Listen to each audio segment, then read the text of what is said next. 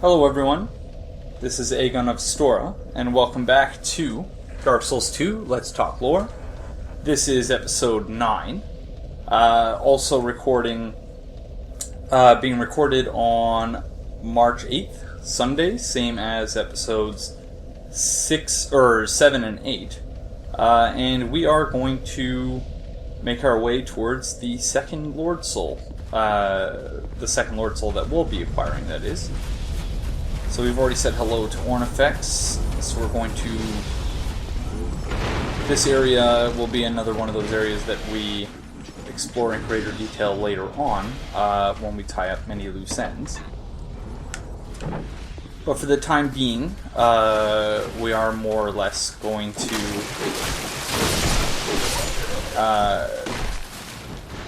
make our way rather quickly through this area, with certain notable exceptions, before we come back to deal with things like Peyton Crichton's quest line. Whoa. Hello. Again, lack of sound cues, playing without sound. Didn't hear those spiders coming up behind me. How did you get out of there so fast? Okay. I tend not to be a fan of dealing with the spiders in this area. So what I usually do, and it is entirely possible I will not survive this, but I usually open up both of these.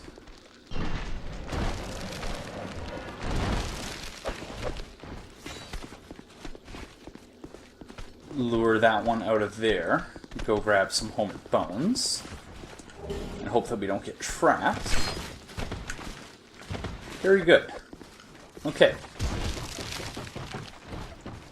So we are making our way, descending, as it were, into the realm of the Duke of Seldora. And, of course, the Duke's dear Freya. Which is the only one of the 4 Lord Souls, or Lord Soul bosses, I guess, that doesn't actually have... We are going to summon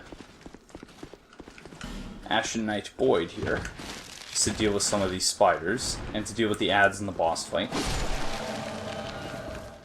Which are also spiders, of course. But also for lore-related reasons, in that he appears very much to be a member of the Royal Army. Based on the equipment that he's using, the fact that he's not using any magic. Hello. And yeah, you can see rather clearly that he is, a member or former member. Presumably dropped his summon sign at some point when there was still... when he was still, fully clothed in the proper uniform of the army, and when the army still perhaps had some presence. Perhaps he dropped his sign there when the presence of the army was diminishing, in an act of perhaps rebellion? Who knows? We also have here Simpleton Spice, which is different than the Skeptic Spice, of course. The Skeptic Spice indicating that it goes against faith and lowers the faith requirements for a given spell, and Simpleton Spice, that it provides a means to overcome a lack of intelligence. Where are we here? It's over here. A spice exuding a peculiar aroma. A spell demands devotion from its caster, but using this spice makes a chosen spell attainable with 1 less intelligence. Will only work with the assistance of a certain person. The spice does not raise, so essentially the same description, but with just keywords replaced, as the Skeptic Spice. But without further ado, let's say hello to our second Lord Soul boss.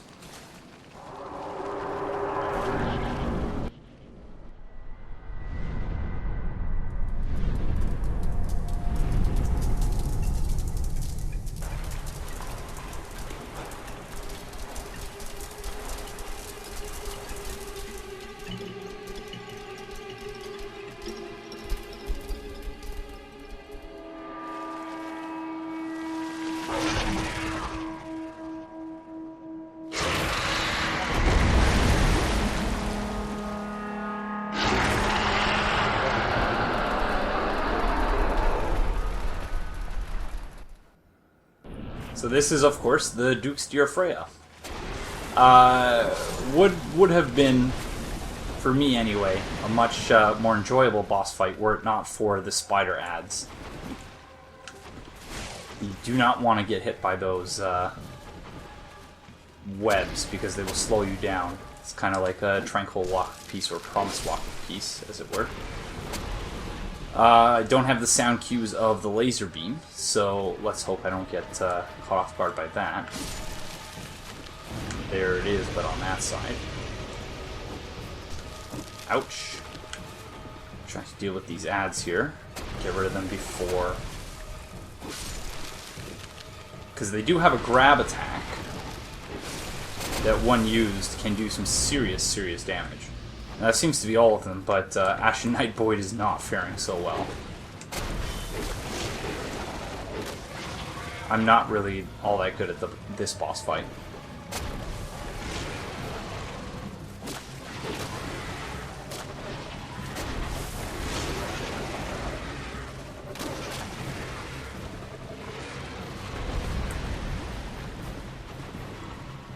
Try and stay on the side opposite Ashen Knight Boyd so that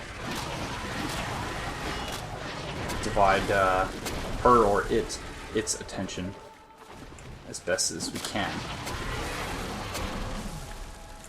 Keep our eye out for additional ads, nothing yet.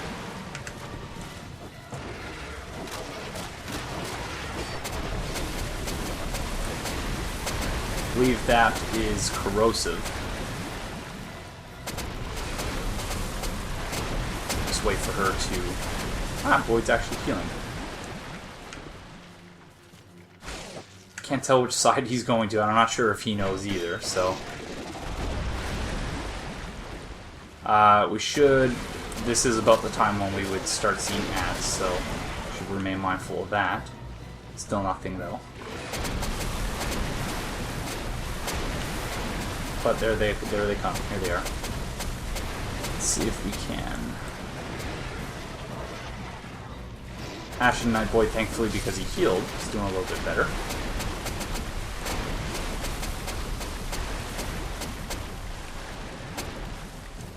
Thank you.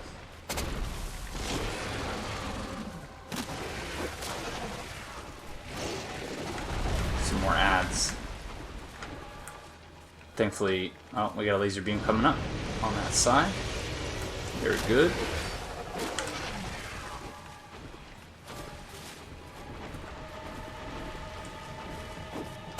Ouch.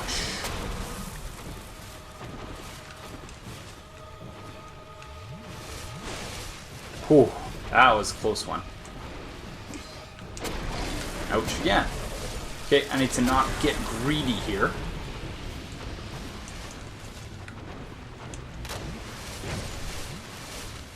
Laser beam. I'm gonna go around to the other side. Ashen Knight Boyd doing exactly what I summoned him for, taking care of the ads for me. And I'm still getting greedy. There we go. Thank you, Ashen Knight Boyd. Quite helpful. And so as I mentioned, this Lord Soul is unique in that all the other Lord Souls, once you've picked it up, or once you've defeated the boss, the Lord Soul is yours. But in this case, you have to actually pick it up off the ground. This despite the fact that we clearly have the Duke's Dear Freya's soul in our inventory. So, obviously, this area is heavily connected to Seath the Scaleless, and if you recall in Dark Souls 1, Seath the Scaleless didn't have a soul of his own, but rather was bequeathed a Lord Soul Shard by Gwyn. So that makes perfect sense. The Duke of Seldora, just taking care of him in a very unflattering way, and he drops Brightstone Key, Fragrant Branch of Yore, and Dark Quartz ring +1. So let's see the Brightstone Key.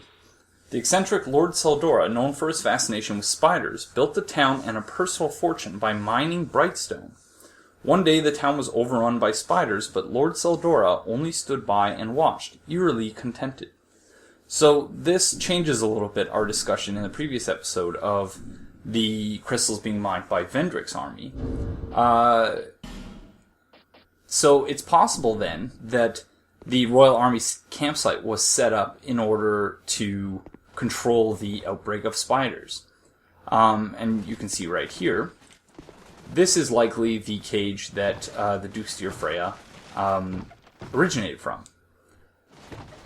Kept in close proximity to the Lord's Soul. You can see a nice little astrolabe here, and some very classy, expensive-looking things in stark contrast to that which we saw in the Royal Army campsite, which was, basically people that are living in squalor and filth. And I guess a little mini version of the Duke's archives. So considerably smaller than Cease archives, but certainly a lot of similarities here. We also picked up the Dark Quartz ring. A ring bestowed upon students of a certain standard at the Melfian Magic Academy. Its dark-infused quartz increases dark defense. Pyromancer Glocken was criticized for crafting these replicas, but it is well known that they have saved the life of many a traveler. And we also picked up a Fragrant Branch of Yore, the lore of which I don't believe we've checked out yet, so let's see that. So, nothing significant lore-wise there. But yeah, very cool little room. Again, some really nice explicit, implicit storytelling with the cage there that once housed the Dukes de Freya, and that the Dukes de Freya somehow presumably got a hold of Cease soul, which influenced it and caused it to grow and become the boss that we just fought, and sent her ads, the little spiders, all throughout the Brightstone Cove, and brought ruin upon the kingdom. And presumably Vendrick, perhaps recognizing the value of the crystals, sent a detachment of his army to try and control the outbreak of spiders here and salvage what was left of the land, but obviously not very successful. And again, in stark contrast to what we saw in the village, this is a very expensive living quarters, expensive looking, very classy. So very interesting contrast there.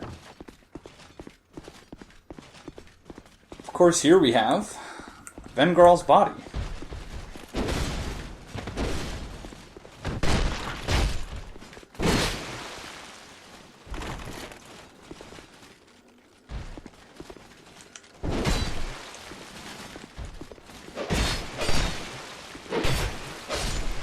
Try to parry them there. Can be parried. I'm not great at it, though. So pick up Vengarl's armor, gloves, and boots. So we haven't checked out the lore on Vengarl's helmet yet, so let's do that. As Vengarl's helmet suggests, he was not unlike a mad beast on the battlefield. So very much like the mad beast that we just fought. Vengarl was known as a raging, deadly warrior. Even Feroce's Lion Knights, a motley crew of rabid fighters, kept him at arm's length. So he was very much a sellsword in every sense of the word. And there was a condition of mistrust there that seemed to exist between Vengarl and those he fought alongside. Again, we have another very special bonfire, the Primal Bonfire. It's distinct from the ones in Dark Souls 1, which acted just like any other bonfire. So we're going to use this to travel back to Majula.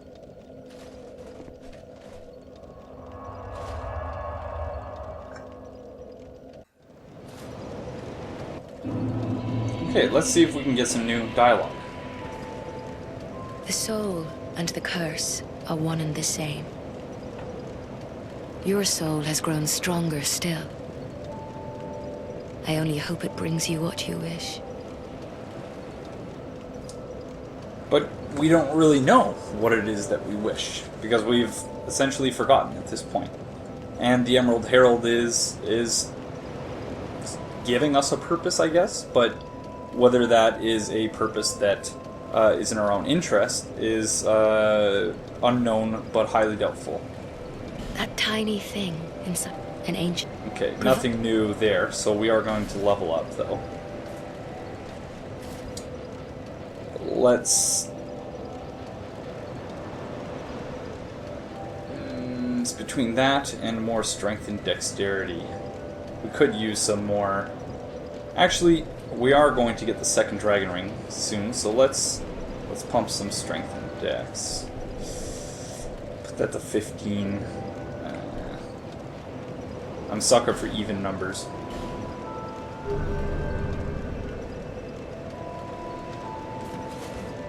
So now that our sword is at plus 10, our strength is at 30.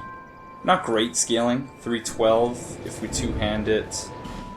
Oh, it doesn't update like it does in Dark Souls 1. But around 300, that's decent. Not great, of course, but I digress. Next we have to actually journey back to the Shaded Ruins to speak once again with speak it once again with Tark and Scorpion Tark.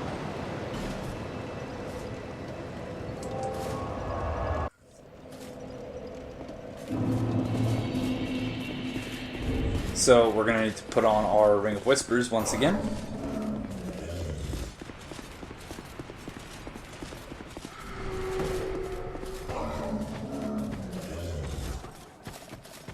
This time I'm going to use a Homeward Bone to get back to the bonfire instead of having to deal with those Lion Warriors again.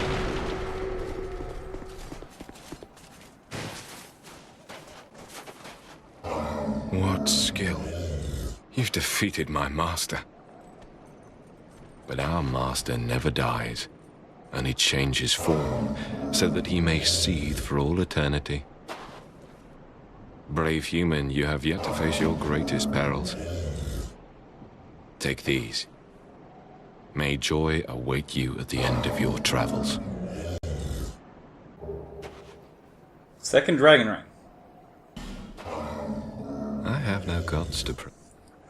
So another connection to Seath the Scaleless, and he makes it almost explicit by just saying that his master never dies, only changes form.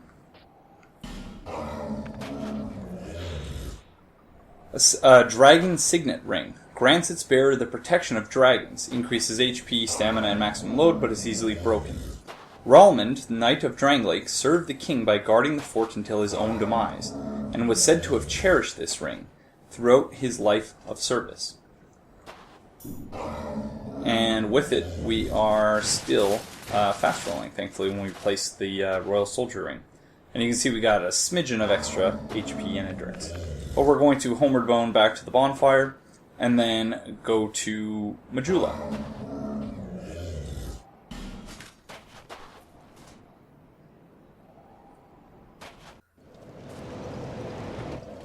Okay, now that we're back in Majula, we are going to head to the next area.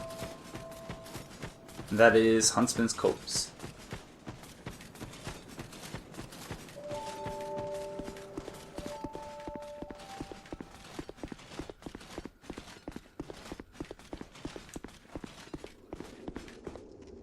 Oh, hello there.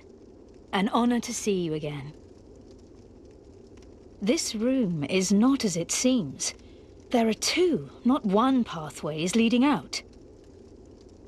And only this lovely thing reveals the other path. And this, you lovely thing, only runs on miracles. Shall I provide you with one? So, of course, the thing she's referring to is the Rotunda Lockstone, which does not, in fact, run on miracles. It's just a key. But, alas, we will give in to her demands.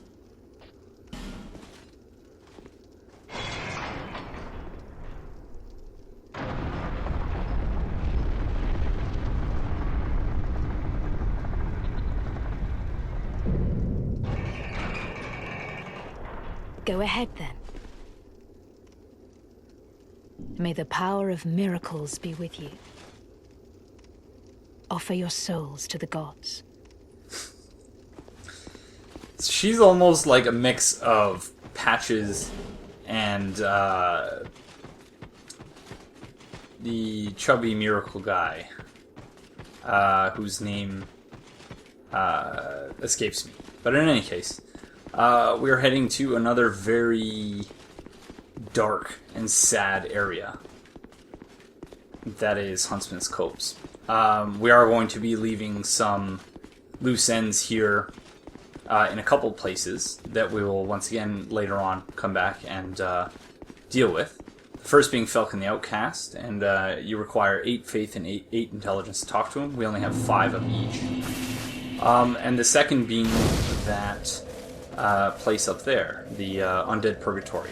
We're going to deal with the Undead Purgatory alongside the Cathedral of Blue, so that we can talk about the Reds and the Blues in conjunction with each other. So this hollow is very hollow, just kind of sitting there. Hey, friend. Underneath us here is Ricard's Rapier. We're not going to bother with that for now. This is another area that, while interesting lore-wise, is kind of frustrating gameplay-wise. So I tend not to spend a lot of time smelling the roses. Come on.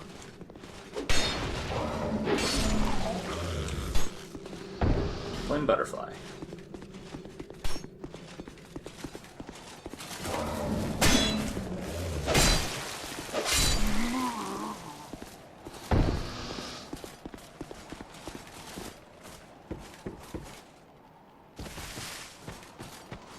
Just gonna light up this bonfire here. Don't really understand the point of this shortcut, given that it just took us all of 20 seconds to get from that bonfire to this one. And it seems almost like this area was designed prior to the decision to make all bonfires warpable at the outset of the game. But let's not go into criticisms of Dark Souls 2 in great depth at this point. So these hollows are presumably some of the hollows that were brought here by the Iron King's men and hunted. Hence the name Huntsman's Copse.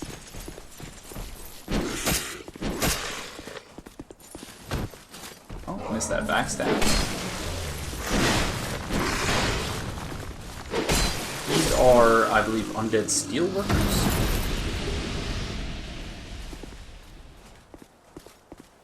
And yeah, just a very, grim, dark, depressing place. And yeah, just imagining the undead being rounded up here and hunted for sport. It's tragic and terrible and awful all at the same time. So as I mentioned, we are going to be skipping the Undead Purgatory for now.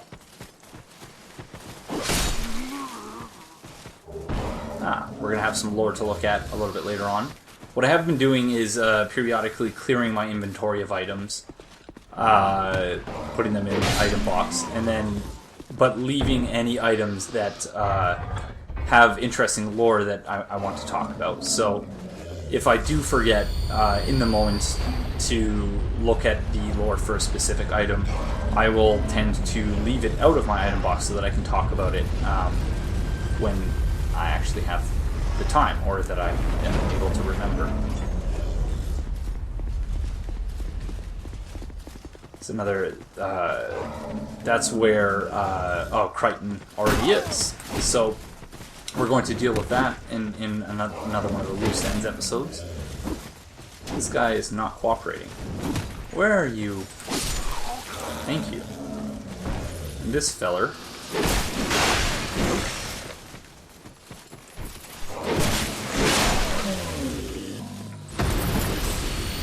So yeah, so we're not going to be opening that, not going to be opening that cage for the time being. The Undead Lockway, I believe the bonfire's called.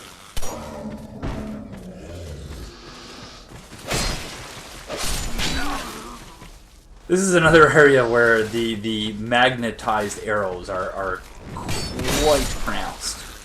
The extent of the magnetism, that is.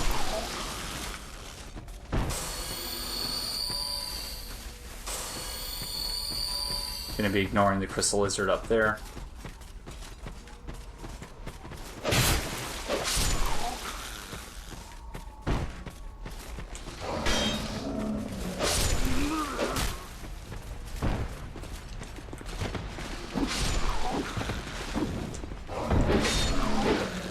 Picking up the Undead Lockaway key.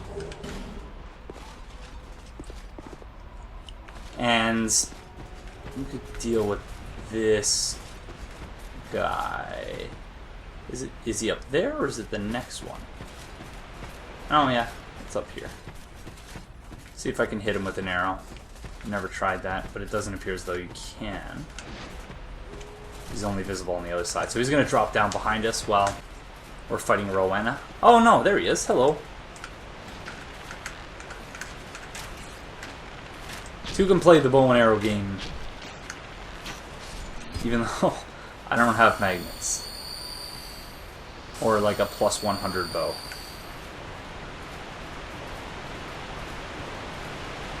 Don't know much about the lore for Merciless Rowena. Presumably her lack of mercy extends to the undead who were corralled here and hunted. But I could be completely wrong about that. In order to find out, we would have to figure out what armor, weapon, and whatnot that she's using. I have this on. Similar warrior. And you are actually somewhat similar to me, so I'm gonna let you similarize for someone else. That makes no sense. I apologize. Yeah, we're at 28 minutes, so we might as well take care of the Skeleton Lords, which themselves were put in charge, I guess, of the administration of Huntsman's Copse, but soon fell victim to the curse themselves. And those are some bad misses there.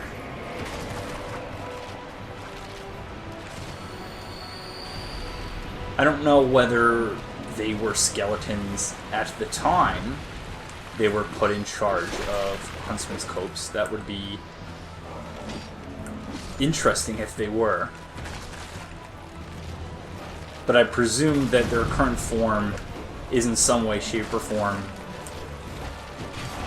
determined by the fact that they too fell victim to the curse. And we can see these giant pillars in the boss room just containing masses of skeletons that presumably represent all of the people who came here and died trying to escape Huntsman's Copse. All of the undead. Let's figure out which one is the Pyromancer. So the Pyromancer is the one that summons the Bone Wheel skeletons, and I usually deal with them last. Are you the Pyromancer? I think you are. But let me see.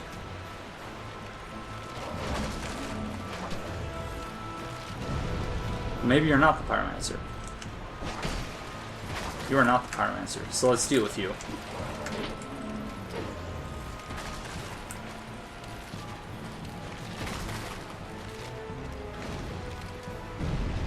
Yeah, you're not the Pyromancer. Okay.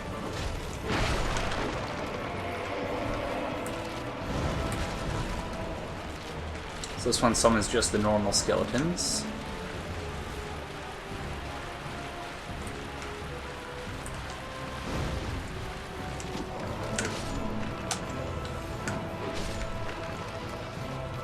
We've got to keep moving, make sure that we don't get caught up in the pyromancy or into skeletons.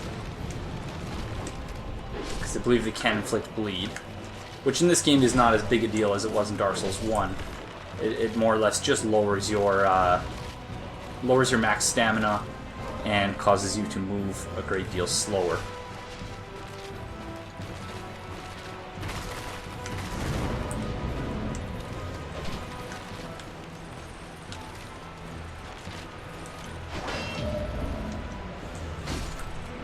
Don't believe you can riposte him, but you can parry them.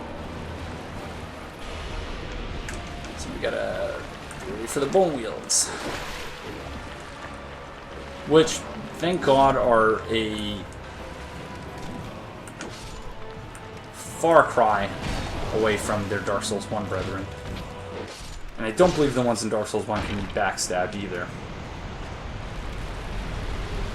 So yeah, there's the Skeleton Lords. Rather unremarkable boss fight, but an interesting one given the design of the room and the implied purpose of their placement there to keep undead from escaping Huntsman's Copse and making their way to the Iron Kingdom, of which I suppose the Huntsman's Copse would be a part, but you can imagine, you know, perhaps in some other game that all of the undead in Huntsman's Copse banded together and fought their way in a revolt to the Iron Keep. But not in Dark Souls. Rarely are there happy endings here.